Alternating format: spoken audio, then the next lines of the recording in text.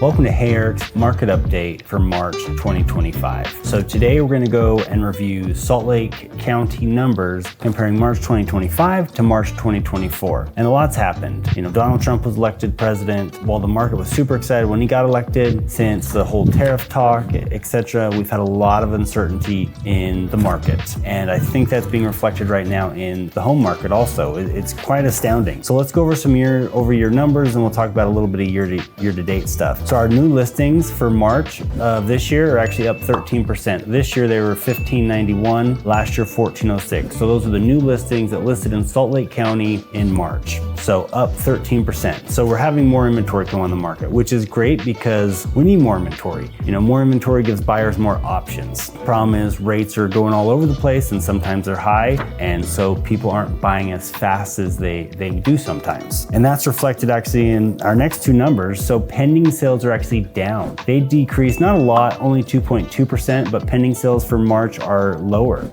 Our closed sales in March are actually a lot lower, almost 12%. So closed sales this year, 946. Closed sales last year in March were 1,074. And if you remember, last February actually got pretty busy. Rates dipped quite a bit just naturally, and February and March of 2024 were kind of busier months for transaction count. So it's kind of almost the opposite this year.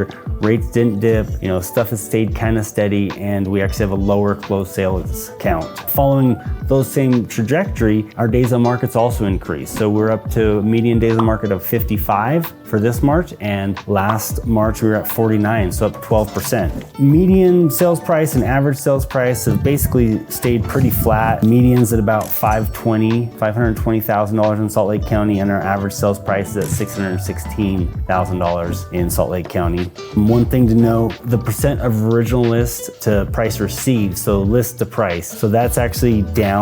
Right now, typically it's 97.4% is received. So if you list a house for $100,000, the typical price received or closed would be $97,000. So that's just a representation of that. So people are getting slight discounts off of list price. And you gotta remember that doesn't take into account the concessions that they may ask for. I just reviewed an offer today, and they were actually asking for $17,100 in closing costs. The reason I asked for that is partly they want 2-1 temporary rate buy down. They also want to buy down their other rate permanently, and just for other closing costs. And that is just a ton of closing costs for a $400,000 home. We're still working through that, but hopefully we get it under contract here shortly.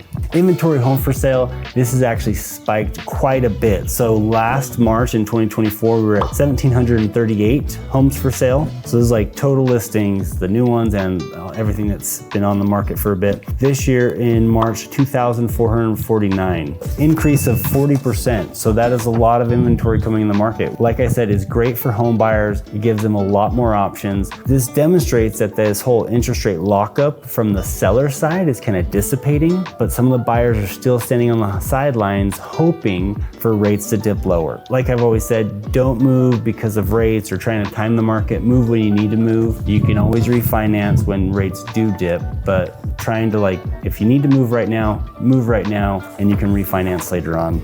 But total months of supply of inventory, we're now up to 2.6 months. Last year, 1.6. So this whole supply side, the supply is coming online. Now we just need demand to kick back up. We need more certainty in the economy. With all this tariff talk, people don't want to move and do one of the biggest purchases of their lives when they're worried about tariffs or when they're worried about new taxes or any of those types of things. People want certainty more than anything, and right now we don't have a lot of certainty, and that's why I think a lot of these homes are sitting and why a lot of buyers are not sure what to do. If you have any questions about this market update or want to discuss your local neighborhood specifically, schedule a call with me at the link below or give me a call at 801-660-9173. Thanks.